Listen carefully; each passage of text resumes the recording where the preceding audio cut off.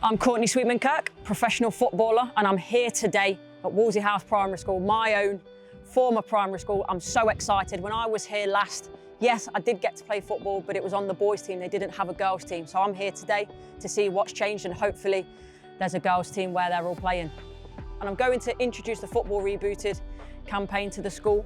Obviously the children, the staff, the PE staff as well. It's a fantastic campaign about rehoming football boots and that sustainability aspect. And I'm going to ask them as well how they think it can help them and what they think of the campaign.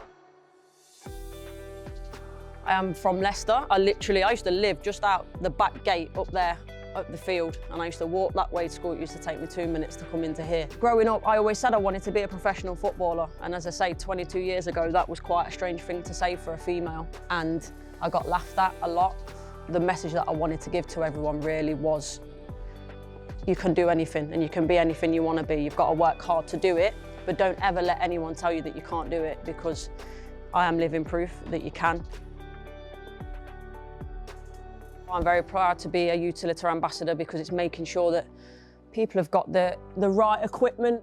Would you like to come up, the ones that have got boots, donate these back into the box so they can go to good use. You used to sit about here somewhere, and then the borders up there, and then all of that. She should sit there and be a really good girl. Right, so this is our old classroom, Miss Cooper Marsh. This used to be our class, it's now the library, but all in all, it's been fantastic. I've really enjoyed myself being back. The kids have been great, and as you can probably tell on the smile on my face, I'm loving every minute.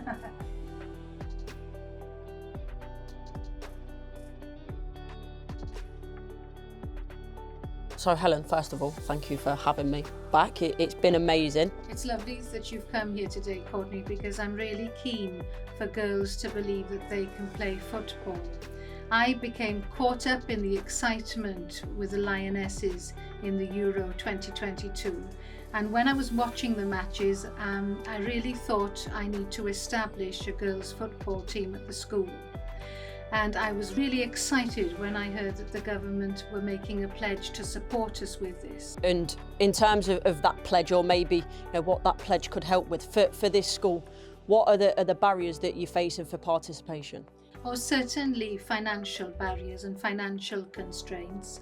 I can only put so much in, and I don't like to ask the parents for too much money. But I also think culturally, culturally, both in this community, nationally and internationally, female football has not really been promoted. It's been seen as a male-dominated sport. So obviously one of the main reasons I'm here today is with Utilita and the Football Rebooted campaign. We've now got the box within the school, which I think is amazing. So how do you envisage that helping your students? Well, I was very excited when I heard about this, and the fact that you were going to come back to promote this. I think it's an excellent idea, and I want the school to fully support Football Rebooted. In terms of the environment, I'm guessing that's probably something that you work on within the curriculum as well. So is that a big idea in terms of the Rebooted campaign as well? The fact that we're reusing these boots, is it a big thing for the school?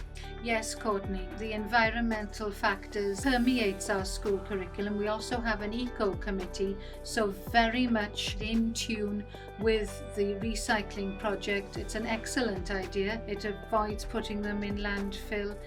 So while there's still life in the boots, let's use them.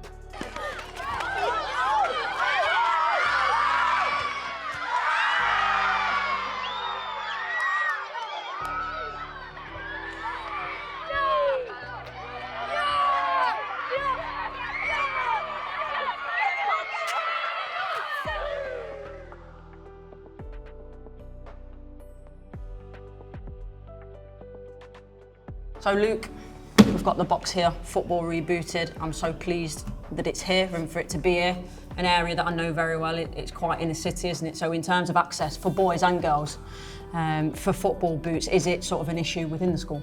Yeah, we're finding both boys and girls, the parents aren't buying them football boots. If they don't play out of school, they're unlikely to buy them just for 6 weeks of PE doing football.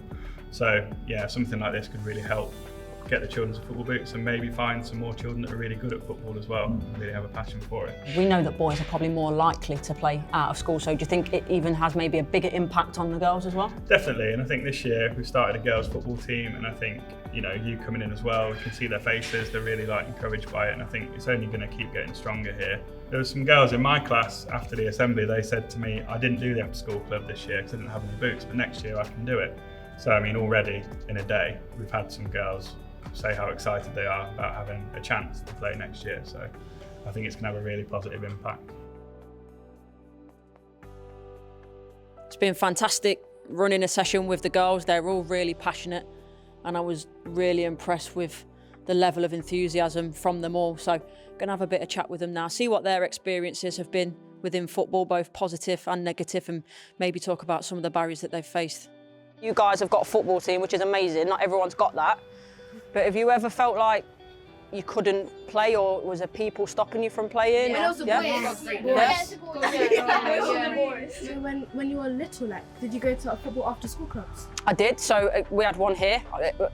Granted, it was with the boys. My teammates were fine, but then you'd go to other teams and they'd be like, well, what's this girl doing here and why is she playing?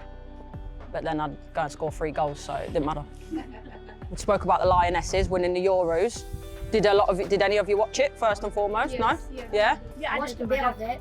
So the ones of you that did, you know, seeing them like on the television and doing lots of stuff and winning things, was that a positive thing for you guys?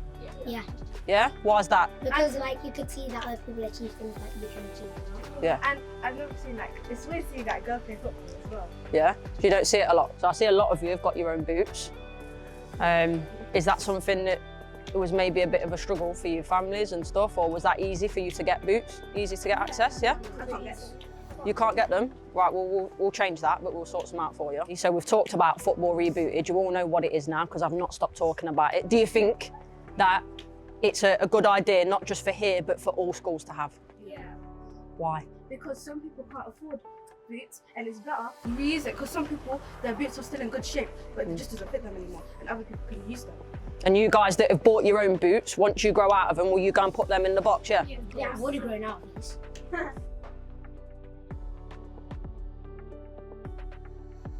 So Emily, Courtney, you've been involved with coaching the girls' football team this year. Sounds like it's been a great success as well. So how has that gone, and do you feel like on the back of the Euros win, especially, that you've had a lot more girls wanting to be involved? Yeah, definitely. When we did our first training session, I had about 20 plus girls join us, and so yeah, I think that helped a lot. Throughout the year, the more games that they play in and seeing how well they've been doing, we've seen that there's more girls throughout the school that really want to get involved. And with more involvement, obviously, and playing more sort of kit, boots is an issue. Have you seen that, you know, within the participation being an issue first and foremost? Yeah, 100%. So at the beginning, we had girls turn up to training sessions and they didn't have shin pads, they didn't have the correct footwear. The more times that they're playing and the more involved they've got, they've sort of realised that we need to have those things, and I think having Football Rebooted here will really help with that. I really do think that this has had a massive impact on both the children and the staff, and I'm now even more convinced than I was before I walked into the school that this is going to be huge for all the kids, that having them barriers getting into football, they'll have no barriers, they'll have no problems here, and the staff have really taken it on board too. For me, it's the next steps nationwide. I think it's going to have such a big impact in this school, and hopefully then we can build that, do that across Leicestershire and do that across the UK.